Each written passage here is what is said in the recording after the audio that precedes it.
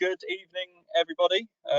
My name is James Casey. I'm a Schools and Colleges Liaison Officer here at Royal Holloway, University of London. Thank you for joining us this evening for our Parents and Supporters webinar. It's great to have you with us. I'm joined here this evening by Tara. Tara, would you like to introduce yourself as well? Hi everyone, I'm Tara. I'm an International Regional Manager here at Royal Holloway. So I'm able to answer questions specifically if any students are international, but also just give a brief outline of what it might be like moving to the UK and things to think about in that big transition. Fantastic, thank you. And then we're also joined by two of our wonderful student ambassadors as well, Abigail and Elizabeth. Would you both like to say a quick hello and maybe tell us about what you study as well? Hi, I'm Abby and I study law and I'm in my third year. Hello, my name is Elizabeth and I'm a second year student of music and French and I originally come from Estonia. Fantastic. Thank you, everyone. As I said, yes, thank you again for joining us here. We've got a quick bit of housekeeping before we dive into the content of this evening's webinar. So this quick note, this webinar will be recorded. So if you do want to catch up on anything after tonight's session, we will be uploading it to our YouTube channel. So don't worry if you miss anything necessarily. Then as well, we are going to launch a quick poll to see if you can hear us okay as well. So please, if you could answer the poll and we'll be able to get started with tonight's session.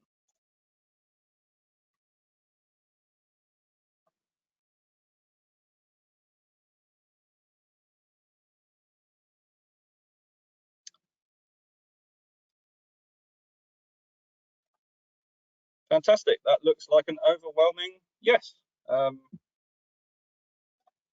Great stuff. So here we go.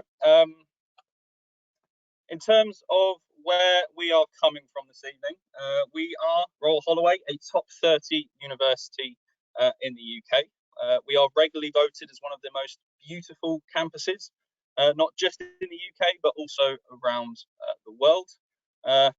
Here you can see our wonderful Emily Wilding Davison Library, state-of-the-art facility with over 1,000 study spaces for our students to access. And in terms of our wider campus, here you can see a bit about our campus map.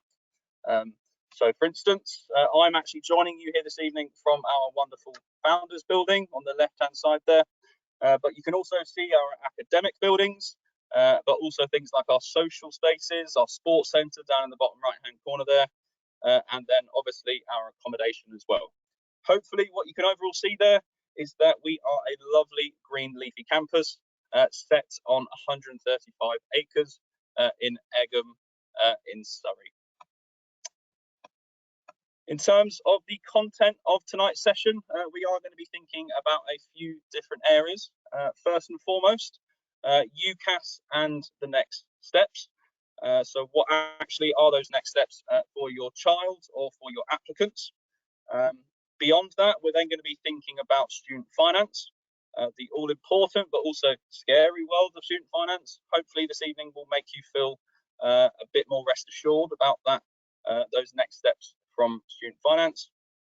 Then we're going to be thinking a little bit about student life and the transition from college or school up to university. Before then, Tara leaving you with some top tips for international students specifically. And as a part of this evening, the second half of our session will then be the opportunity for you as viewers to ask any questions that you have for us about anything Royal Holloway or university related more specifically. Okay. So going straight in with the quick overview of where your applicant, your student might be at the moment.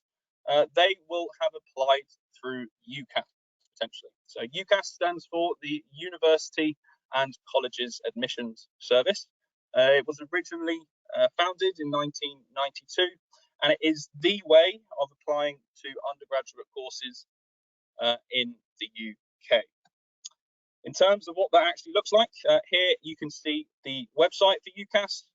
This will be how your students will have found their course, and hopefully how they may now have applied for their course and everything associated with it. You'll be filling in those all-important parent details, I'm sure, that you might have already had to have done.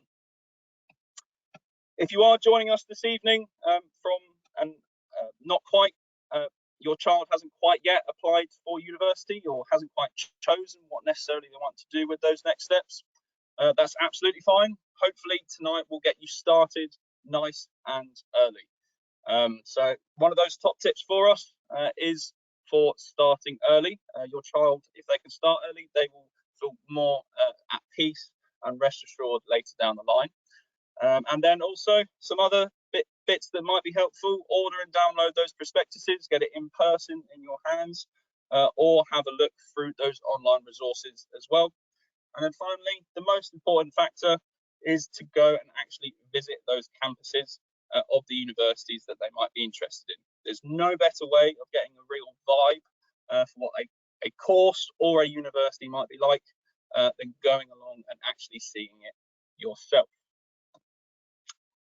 So they've applied for university, that stage is all done. What actually happens next to their application? So you can see here our next steps timeline. In terms of where you're at now, potentially your child is up to now, is that they're probably in that February, March stage where you're starting to think about applying to student finance, and also with that I would add in accommodation as well. So the general application passed, the deadline passed in January. We're now on to that next step of thinking about student finance and accommodation. In terms of the actual university side, the deadline for universities who respond is the 18th of May, and then the deadline for students, for applicants choosing that firm and insurance choice is actually the 8th of June. What that then leads into is actually summer 2023, when the results day come about, and hopefully your child, your applicant, will actually start, hopefully, at their dream university. Okay. In terms of the responses that they may have got / they are processing still at the moment, there's generally 3 different types of university responses. So the conditional offer, that is essentially an offer based upon certain conditions. So it might be that they have to meet specific entry requirements grade-wise to actually attain a place on that course. Another type is the unconditional offer. So that will be regardless of how they do in their exams this summer. There are no conditions for them to get a place at university. They've already got that place if they want it. Okay, that is an unconditional offer. And then the final one there is an unsuccessful offer. So yes, that does unfortunately mean that they haven't been unsuccessful, but don't worry, we'll go on in a minute to see what other options they actually have available to them if this has been the case. Results day comes about. Generally 3 different circumstances occur. First and foremost, that they're accepted into their firm choice university, that top aspiring choice that they're really hoping to attain a place at. Otherwise, they might be accepted into their insurance choice, their sort of second choice, more secure option potentially of university. Or if, maybe they don't actually get the grades that they were expected to, that's absolutely fine. There are still options available to them. They can enter the clearing system. Clearing has a bit of a scary word about it sometimes, but hopefully it can actually be a really exciting day for students to find a course or a university that might actually be more appropriate for them. Hopefully that gives you a good flavour of what is ahead of them in the next few months. Now, thinking a bit more about student finance, I should note quickly before we go into this section that I am by no means a student finance advocate. I am not advocating the system. I'm not here to sell the system or anything like that. I am hoping to just inform you about how the system works and how it will impact your child, your student, in the next few years if they are choosing university as their route. So first and foremost, what actually is student finance? So student finance is government funding that allows students from any financial background to go to university.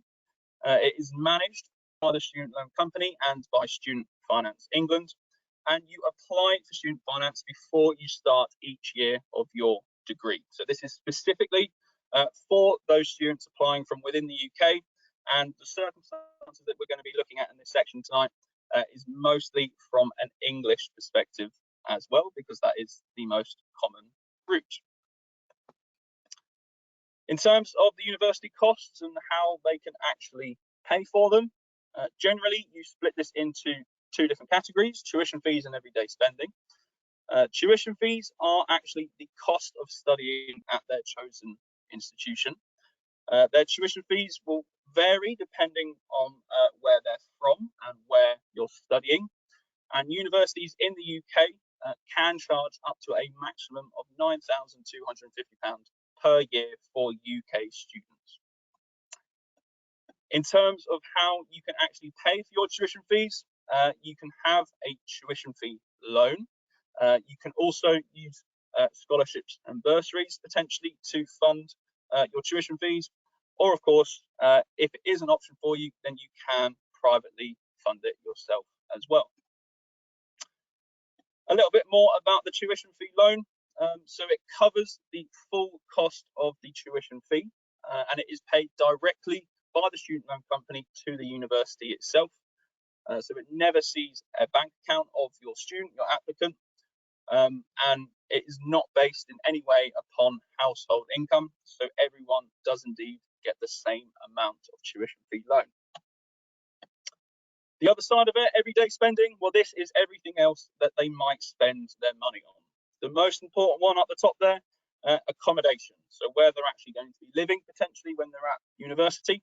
But it also means things like their social life, the books, the printing, anything that might support their academic work, but also things like food and travel as well, especially if they might be accessing or needing to use public transport for their course, for their life when they're at university. To cover this, there are a few different options again. The most important one of note is the maintenance loan. This is a loan that comes directly from the student loan company again, and it differs on depending on your situation. So that might be where you're from, it might be where you're studying. So for instance, London students are actually entitled to a slightly higher London rate of maintenance loan. Whether you'll still be living at home, whether you're actually going to be living on campus potentially when you study, and then it is partly based on your household income. So the maintenance loan does come directly into the your student bank account, and it is directly paid to you 3 times a year at the start of each term. So September, January, and April. There are also other support mechanisms in place for students around their everyday spending. There is extra support if you're a student with disabilities or from a carer's background. And of course, as we will come on to later, bursaries and scholarships. And of course, you can privately own fund it as well, if that is an option for you. Those maintenance loan amounts that I've just talked about, I'll give you just a second to take in these amounts on the screen.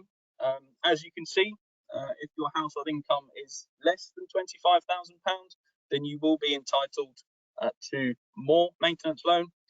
The flip side of that, if your household income is much larger, then you'll be entitled to less maintenance loan. Likewise, again, away from home, living at home, or living in London compared to other parts of the UK as well. That is directly for this year's entry, so 2023-2024. That's come directly from the student finance calculator. So in terms of those other government support mechanisms, we do have a few different we want to run you through this evening. First and foremost, the Disabled Students Allowance, the DSA, travel grants, and dependents and childcare grants as well. So specifically on the Disabled Students Allowance, here are just a few of the conditions that if your child, your applicant potentially has, then they will be eligible to receive the DSA, the Disabled Students Allowance. Not to say that it's just limited to these ones on the slides tonight. There are many, many more as well. So again, I'll just give you a second to take some of those in. And if that is relevant for you, I would absolutely encourage you to go away and check it out. So leading into the all-important question of applying for student loans. So the whole process is online. Applications will open around March 2023. So again, it's really good that you're starting early, even by being here tonight, because hopefully you can get ahead of the game on applying for the student loan system. You don't actually need a confirmed place at the university. You can apply before you get that confirmed place. You can change some details later on, and ultimately you can apply for the tuition fee loan by itself, the maintenance loan also by itself, or you can of course do both. It's totally up to you and what finance you want to attain when the child starts university. In terms of how that application actually looks, on the screen here you can see the process. So yes, you do set up an account on the gov.uk student finance website. There will be a specific parents or carers section to fill in, and that will be on the taxable income and things like their national insurance number. Then it will be onto the student side, so they'll have to fill in their details, the university and course details, the bank account that they actually want the money to go into for if they are applying for a maintenance loan. Once that's all approved, the students will then be sent a loan declaration with details on the funding that they will receive. They'll have to sign and return that form, and then hopefully, all being well, tuition fees will be paid directly to the university, and students will then receive their maintenance loan as well. So coming out the other side of that, how do the repayments then actually work as well? So 3 quick facts to know about the repayments of student loan. The student does not start repaying the student loan until the April after they graduate. Apologies there, I'm just having a few technical difficulties.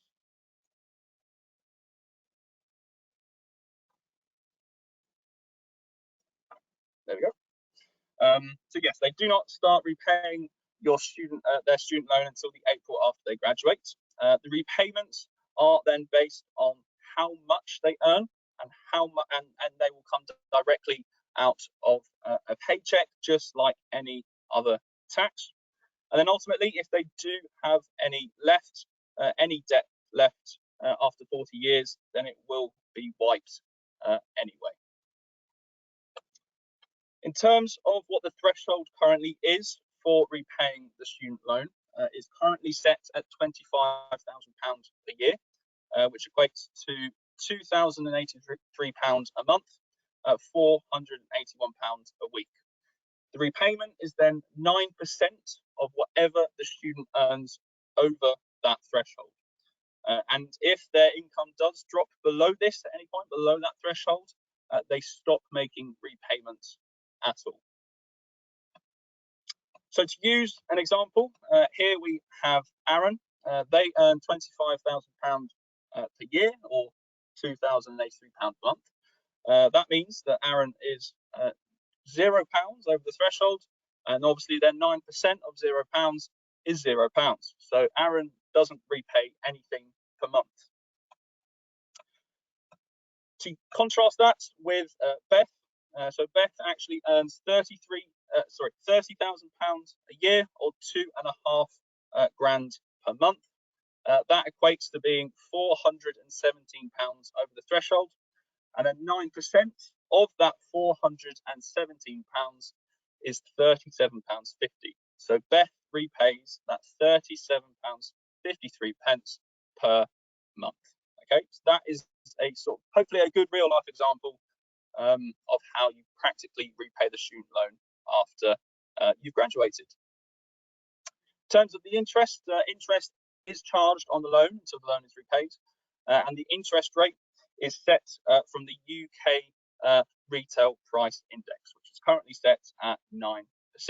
It's updated each year in the September, and it uses the RPI from March that year. In terms of what this all means for graduate earnings, it's probably interesting for you to know as parents or supporters that graduates, people with a degree, on average do earn more than non-graduates. In 2020, the Department for Education, the most recent study, actually saw this gap as 9.5K difference. So yes, it is. There is a cost associated with going to university, but I always think it's quite useful thinking about it as an investment into the student future. So their future career, their future self, they are investing in themselves in that way. Okay. In terms of specific financial support that we do have here at Royal Holloway, I'm going to quickly run you through some of the fantastic scholarships and bursaries that we have. So scholarships are awarded on academic excellence or ability in other areas. For example, sports or music. They are competitive and you are applying to a set number of awards against other students. What's slightly different with bursaries is they are awarded on personal circumstances, for example, on household income. And then usually everyone who is eligible for them will receive the bursary award. Big thing to note here is that UK students are potentially missing out on up to £150 million worth of scholarships or bursaries, according to research by the Scholarship Hub. So they really are great ways of reducing the burden, the cost burden of university, if they are relevant to you. In terms of some of those specific scholarships that we have here at Royal Holloway, just to pick a few of them out. For instance, the Rising Star Award, it's full tuition fee reduction for 3 years for UK students, so that's worth just over £27,000. It depends on grades that they achieve at A-level or BTEC, including contextual offers as well, and they are demonstrating an ability of leadership, those all-important leadership skills. So potentially that might be really relevant to you. Another one, the Santander Widening Access Award, is actually a cash award of £2,400 in the first year of study, and that is available in the first year of study to a UK student doing any undergraduate degree from a group that is underrepresented in higher education. So someone who typically might not have accessed higher education otherwise. We do have many others here. I won't go through all of them. But that hopefully that gives you a good flavour for what some of the scholarships we have here at Royal Holloway are like. Specifically on the bursary side of it then as well, you can see here some of the bursaries that we do have at Royal Holloway, pointing you towards, for instance, that bottom one. If your household income is between £25,000 and £30,000 a year, then the student would be eligible for a cash award of £500 in each year of study. So that equates to £1,500 over the 3 years. Likewise, up the top there, the care leavers and estranged students bursary, that is a cash award of £3,000 in each year of study. So that is a support mechanism of over £9,000 over the 3 years of study. There is also extra support as well beyond just the scholarships and bursaries. We do have a student hardship fund here at Royal Holloway, and that is available to eligible students who are suffering from financial hardship. In addition to that, we do also have short-term loan support, so interest-free loans of potentially up to £500 to eligible students in emergency financial situations.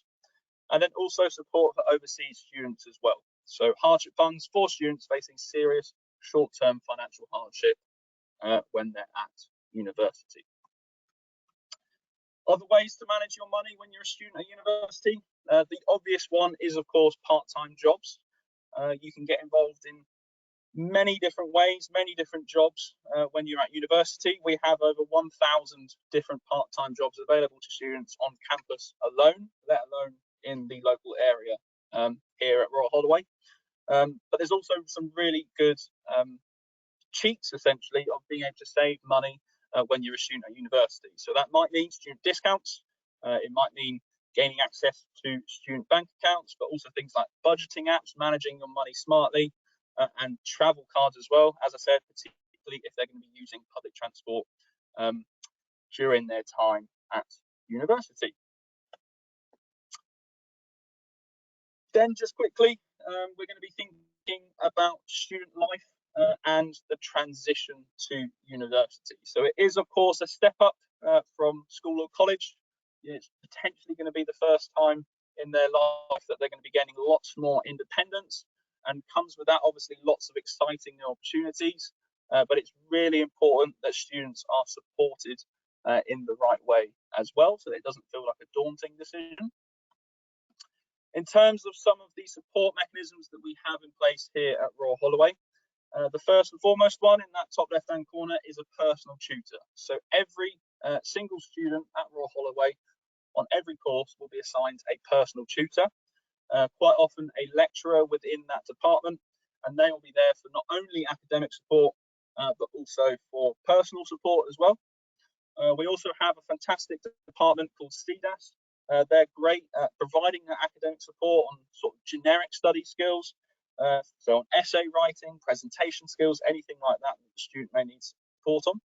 Our security is 24/7 here at Royal Holloway, so that does really show that we have a safe and secure campus. Finance-wise, obviously we've seen already some of those finance support mechanisms, but we do have a dedicated finance team here at Royal Holloway to support students. Chaplaincy, so we have a multi-faith chaplaincy here at Royal Holloway, and they put on some fantastic events and activities regardless of the student backgrounds that they can really get involved in. The wellbeing side of things, we have a dedicated wellbeing team, drop-ins every day of the week if that is something that the student might just want to go in to have a chat about something that they might be finding difficult, or they just want to chat. Absolutely, our wellbeing team are here to support them. There's also some student-led initiatives that could be volunteering, but it could also be, of course, those clubs and societies.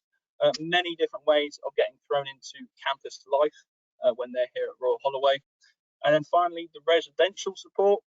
We actually have a dedicated hall life support team. So anything accommodation related, if they find themselves in a situation that they're not 100% sure what the answer is to, then hopefully that whole life team will be able to help them through that process. Thinking specifically then about accommodation, obviously that will be one of the key things on the applicants' minds at the moment. Here you can see on the screen some of the undergraduate hall fees that we have for the 2023-24 starters. Generally, this ranges from some of our top band accommodation, so that might mean longer contracts, self-catered, slightly more modern accommodation. That will obviously tend to be the more expensive options on there. But then some of the cheaper options are still absolutely fantastic.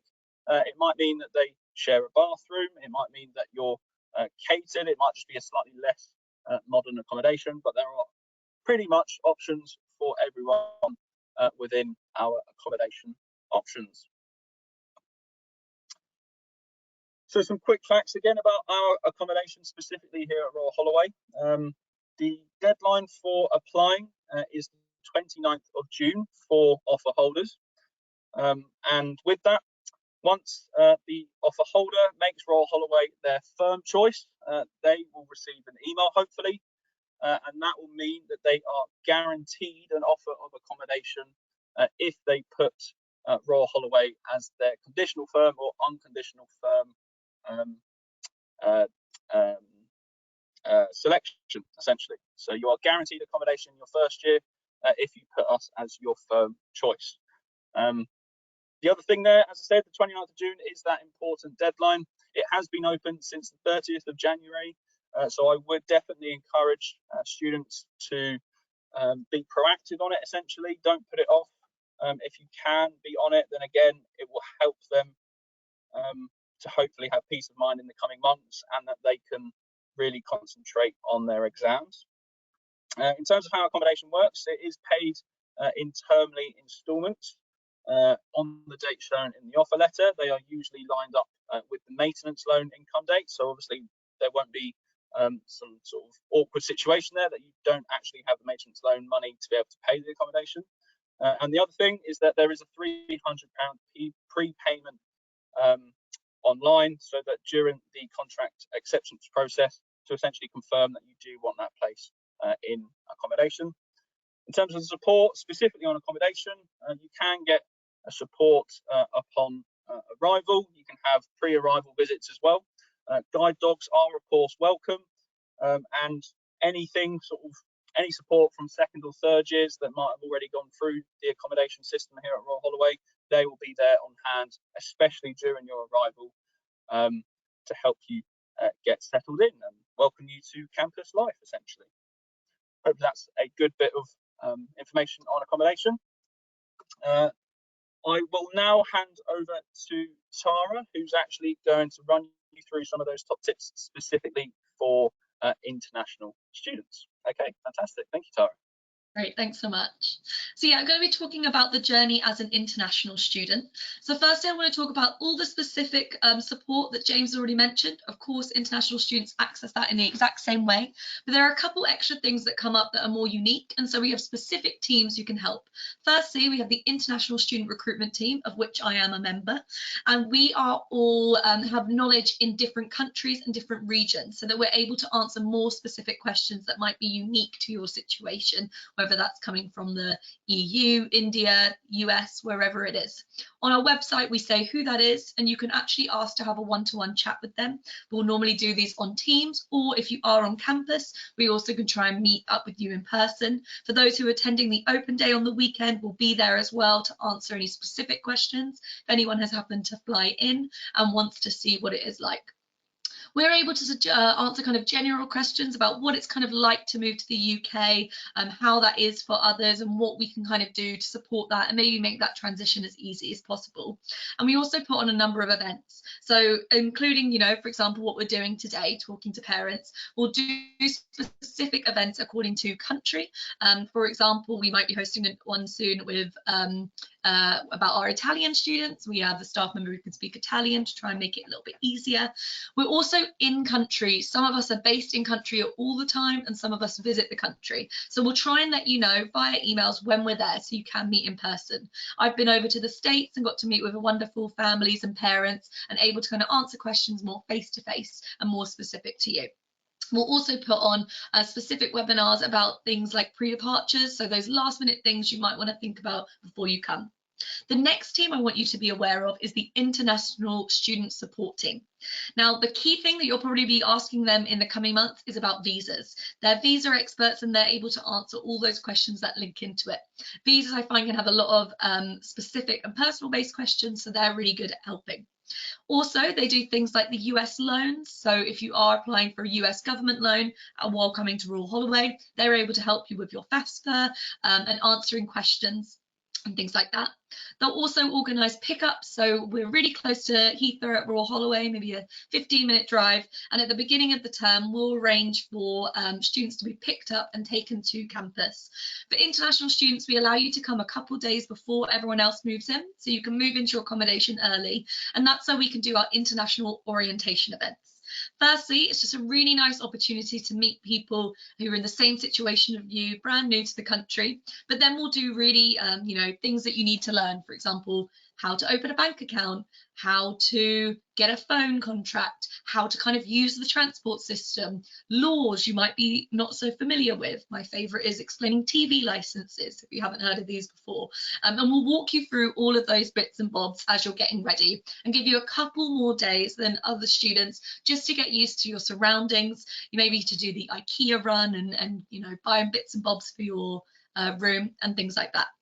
All of these are on our website. If you just go to /international students, we'll link through things like visas, how you can sign up to orientation, and you'll be getting emails from us as well. The next thing I wanted to tell you about was the visa journey. For most of our international students, this is something that you'll really need to focus on.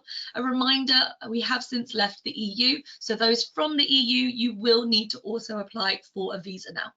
So the first thing that needs to be sorted in order for us to kind of take the appropriate steps is you need to receive your conditional offer and make us your firm choice. So once those have been complete, you'll move on to kind of the next process that allows us to get your visa on a go. In order for us to give you what we call the CAS number, this is the number that allows you to go to the embassy and apply for your visa.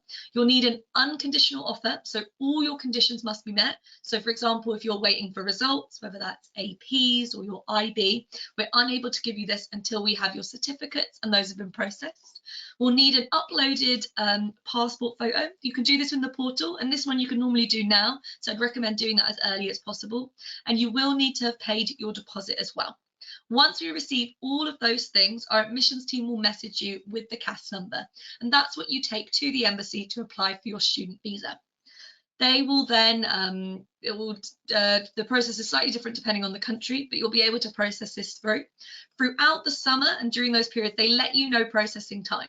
You can pay for it to be moved faster if, for example, you're further in the summer, but if you can do it earlier, the better. It just saves a lot less stress. Unfortunately, we don't have any control on those visa processing times. I found last summer it ranged from about 3 weeks to 3 months, but you could pay for express services that lasted between 1 to 5 working days. Once you've received your visa, that is when you should book your flights. Please don't book your flights before you've got your visa, because it can cause a lot of stress when you're waiting for it. But once you've got your visa, that's when we recommend that you book your flights and you'll come to the UK. There'll be a number of different things that will require you to do, for example, something at the border, and you need to enroll. And once all those processes are complete, that's when you're able to go on through. So that's the visa process, but we have more detail on our website, and also we have the international student support team who are able to answer more specific or more personal based questions. And the next thing I just wanted to go over was about scholarships. Funding can be different between international students and home students. As we talked about student finance for England, it even changes between the 4 nations. But I did want to highlight some specific scholarships, and there are more that are for international students. For example, our International Future Leaders, which is a tuition fee reduction of £6,000 for the first year. We also have things like the Barbara Raw Scholarship, a cash award of up to £5,000, and the Donald David, again, a cash award of up to £1,000.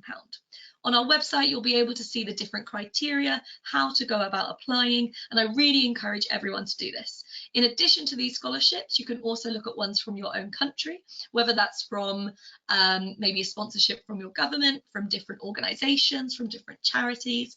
And the website, the Scholarship Hub, is always my favourite to go to. So finally, just as a parent and supporter, the last couple of things I want you to think about in these months leading up to this big transition is really having a chat about, one, budgeting. For most young people, this is the first time that they're in charge of paying for their bills, paying for their food, organising it. Having a really good, strong conversation with them before they go off about how they might organise it, how they're going to afford things will be really useful. Getting them prepared for that independent living, making sure that they have some really good, cheap, healthy meals, know how to do things like their laundry. And the last one is well-being. It's stressful and it's a really big move, and having clear communication about, for example, if they're homesick or how they're feeling, how you might communicate that. I've heard people saying, you know, having a fun code word, so if they feel a bit nervous to admit it, maybe looking at when you'll come and see each other. It's really good just to have some open communication about that to really help those young people through that transition. That's all the kind of bits and bobs that we have to tell you, and we're going to jump into questions. So I can already see on my screen we've got lots coming through. I will be working my way through them, and please feel free to go through some more. In fact, I'll show you just some frequently asked questions on the screen in the next one to give you some hints. But then we've also received a lot before we even started. So what I'm going to do is I'm going to get the student voice and our wonderful student ambassadors to talk about their experience. The number one question I can see that's coming through is about accommodation. So Elizabeth and Abigail, if I could have you say what accommodation you picked, why you chose that, and maybe some advice for how you would recommend people pick, whether it's you would make that same decision again, what's something you thought about that you thought you'd really care about but you didn't, or something that you wish you thought about. I'll go to you, Elizabeth, first. So I've been living in Founders for the last year and a half, and I've actually really enjoyed it because so Founders is an accommodation which is catered, which means that I will be able to have meals in the dining hall here. And I've actually really enjoyed it because it sort of has saved me time and a lot of stress as well, of having to cook meals by myself. So that has been really helpful as well. We live in sort of big corridors, so each person sort of has their own room, but then we share a bathroom with the whole corridor. And I think that has actually been helpful in like helping us to make friends in a way as well. It can be quite unusual having to share like a kitchen or a pantry or like a bathroom with different people, but I think it's something you do get used to, and I would definitely pick Founders again. Amazing, and I'll send it over to you, Abigail. So in my first year, I stayed in George Eliot, and I wanted to have a kitchen in my accommodation so that I could do my own cooking and kind of eat what I want when I want. I also really liked that it's quite modern accommodation, and it had a double bed, which was something I wanted as well. It's also like just across the road from campus, but still very close, so I quite liked that. And you had to share a bathroom with one other person, which I thought I wouldn't like, but it wasn't actually as bad as I imagined. And also, if you shared a bathroom, you had cleaners come and clean it rather than having to clean it yourself, so that wasn't so bad either. Amazing. And one last thing, James, as a great colleague, also was at the university for 4 years. I know you also were in a different accommodation. Can I ask you why you chose that accommodation, your thoughts as well? Yeah, absolutely. So during my first year, I was able to make the most of that offer about putting Royal Holloway as my firm choice, and that meant if I achieved my conditional offer, that I would be able to have that guaranteed place in halls of accommodation. So I love that fact. It really helped me to choose Royal Holloway, and I actually lived in Wedderburn Hall during my first year. Sort of built in about 2005, so sort of modern enough, but not like too old. That was quite a big factor for me. I like to be able to have my own space, so I had an ensuite bathroom. That sort of meant I could keep myself tidy and keep myself sort of clean to myself as well, if that makes sense. But then still, as I was self-catered, I had the kitchen facilities to cook for myself and really have that sort of student independence, I guess. And I really enjoyed and wanted that independence from my student experience, I guess. So yeah. Amazing. I can see another question that we've had here is about studying music and what that like, and maybe what kind of opportunities arise from that. Elizabeth, I was wondering if you'd be able to tell us about your experience.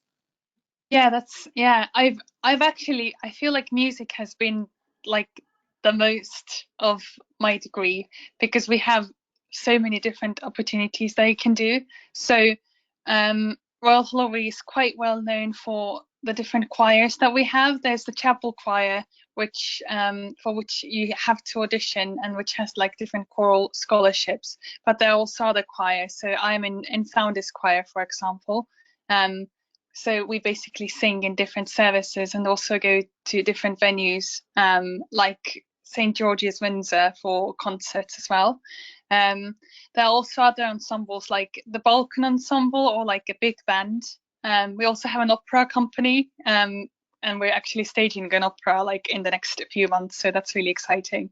But yeah, there's lots of variety in terms of things you can do. There are ensembles, but you can also study in your courses. You can study things like composition or music pedagogy, or do more research-based things like history.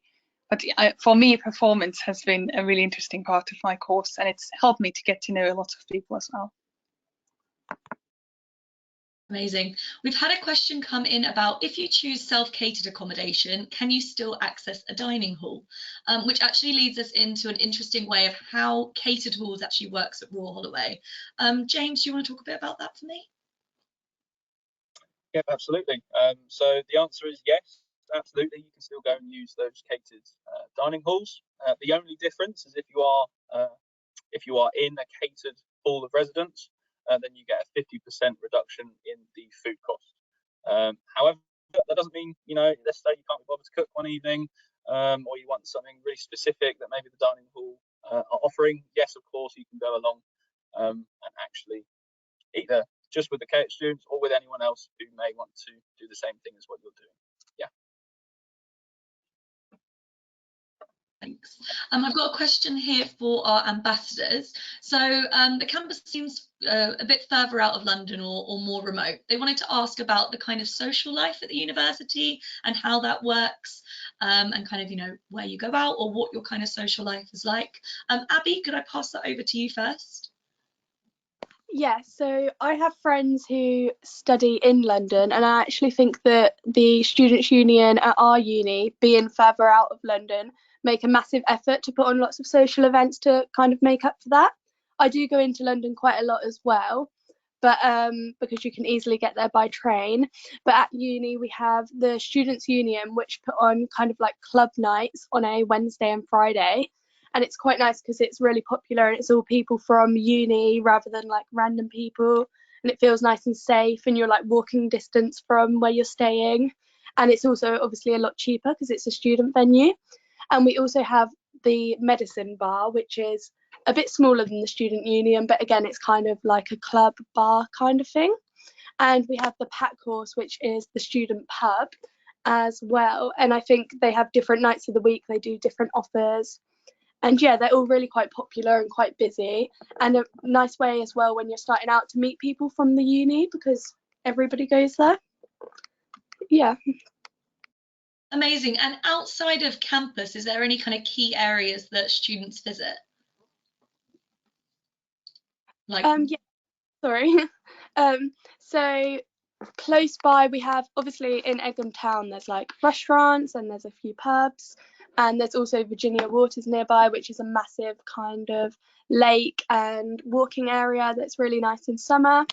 There's also nearby a town called Staines that has a few bars and shops and a cinema, and we're also quite close to Windsor as well, which is really nice, and there's some clubs in Windsor, bars, restaurants and that kind of thing. Amazing. And then also just about kind of societies and life like that. Are you involved in any of those? Yeah, so I'm part of the cheerleading and dance society. So we train every week and we go off to competitions, but there's also non-competitive teams. And I'm also part of the law society, where we do things like client interviewing, mooting, negotiating. And I'm also part of debating society, where we meet every week to debate different topics. Amazing. And then Elizabeth, could you just talk about your kind of like the social life of university and what you like to get involved in? Yeah, so adding to what Abigail said, I really recommend like all the students to join societies, because what I found is it's societies tend to do a lot of things together, and that has made me feel like a lot safer in some ways. So for example, I've been able to go to medicine or to the Students' Union with the society, like with the French Society, for example, or with some of the choirs I'm a part of. And I feel like that's been a really good experience. With French Society, so we do different like French culture related activities. A few weeks ago, we also went to London together to watch a film in the French Institute. And again, it was just really nice to be able to like do it together rather than having to go to London alone. And yeah, I've also really enjoyed walking in Virginia Water in the park. I find it's been like a nice time to just take a rest from like studying or just being on campus. It's been really refreshing, and just the Windsor Castle and the Windsor area is also really beautiful. Amazing. We've just got a few more questions about things like accommodation, which I can probably answer as well. So we had one about waiting for all the kind of offers, and they'd like to apply to Royal Holloway accommodation. Just to make it clear, you are unable to apply for Royal Holloway accommodation until you've made us your firm choice. So if you are waiting on offers, then it's the only kind of way forward is either to just make Royal Holloway your firm and go forward, or wait for all of your offers to come through, and then you can make Royal Holloway your firm and again continue. Our guarantee is that we will guarantee offer of accommodation if you hold a conditional firm or an unconditional firm and have submitted that application by the 29th of June of 2023. So there is still time within that guarantee if you are waiting on other offers. I also had another question come up about fee status. So this will be to do with international fee status, and the best thing to do is get in touch with our admissions team. This is applicant@rhul.ac.uk, and I'll pop that in the chat as well. I've got a really good question here about timetables with joint honours, and I believe Elizabeth, you do a joint honours degree. Yes, I do. How does that kind of work, and what are those joints with, and what does that kind of week look like? Okay, so basically with joint honours, there are, I think, there are two types. So there's, but I'm doing music and French, which basically means I do 50% of music and 50% French. But there's also the possibility to do like 75% of one subject and then 25% of another subject. I mean, to be honest, timetabling is sometimes quite complicated. So I have had situations where I have had like two modules clash with each other. But what has been helpful though is the fact that there's just quite a lot of choice of modules what to pick from. So even if I don't get my like first choice module, I was still able to get something that was interesting for me. And I also found that my personal, if I did have a clash, my personal tutor was really helpful in like talking me through of what options I had. So I don't know if that answers the question of it, if there's. I think that was good. James, am I right in thinking, did you do a joint honours, or was it? Technically not. It's drama and theatre studies, so it had "and" in its name. But yeah, just adding on to that, I think the big thing about joint honours is that they're really exciting if you want to really keep your perspectives sort of broad and you're not 100% sure maybe what the student wants to do in the future. Then it's really good for keeping those options open. And if you just have an interest in more than one subject area, 100% would encourage you to pursue your passions in that respect. So yeah. Just going through those next questions, I've got a question about the applicant portal. So you are able to access the Royal Holloway portal once you've completed an application with us. You don't need to have firmed or anything like that. So for example, you need to upload things like qualifications or your passport photo. You will be able to have access once you do your application. You don't have to wait for your firm or anything like that. The next question I've got is, great one. Do you need to apply for a tuition fee loan every year or only once at the beginning? You do need to apply every single year for Student Finance England. The reason being, it assesses your household income against the previous tax year. And sometimes this can be a bit confusing. In the UK, obviously, our tax years run from April to April, but typically student finance opens in around March time. So they'll be looking at, for example, if you're applying this year, they'll be looking at your taxable year of April 2021 to 2022. Now, obviously, there's been huge changes economically in a lot of people's situations over the past couple of years according to the pandemic. If, for example, you're in a situation where your income has changed quite significantly, about 15%, from between that last complete taxable tax year, then you can let Student Finance know and they can reassess you against this year. But you do need to apply every single year. You apply the spring before you go. So you apply the spring now for your first year, you apply in your first year for your second for your third, and if you're doing more years, third for your fourth, and things like that. And it gets reassessed each year. So that does mean if your income increases or decreases, the amount of loan will likely change as well. The next question I have got is, oh, brilliant, about a year in business option. Now, James and I are able to talk about this, but just to check, Elizabeth or Abby, did you do a year in industry by any chance? No, but I will be doing year abroad next year. But yeah, that's the same thing. You just actually, that'd be really useful to hear about. Would you be able to explain about your year abroad? And James, after, could I get you to talk about a year in industry? Okay, yeah, sure. So basically, because I do French, and because I do, like, my modules are 50% of French, I will be able to do a language year abroad, which means that I will get to go to a French-speaking country, and either study in a university, work as an English language assistant with the British Council, or find a work placement. So I decided to do a university placement. So I'll be studying hopefully in Montpellier next year and sort of get immersed in the language and hopefully be able to speak French better next year. So I'm really excited about that. And can I ask, with your placement, have you already found that work placement? Are you searching for it now? Were you given any support? Was that up to you to get? Oh yes, I mean, I think with work placements, it's so basically you will get some support from the career service, but that's more up to a student to find one. Whereas with the university placement, which I'm doing, there's a list of partner universities that Royal Holloway has, so you're basically able to choose like 2 or 3 options of which universities you want to go to out of these. And with the British Council, with English teaching assistants, I believe you have to complete an application, and then you will also get to choose like a certain area where you want to teach, and then they will sort of find you a place.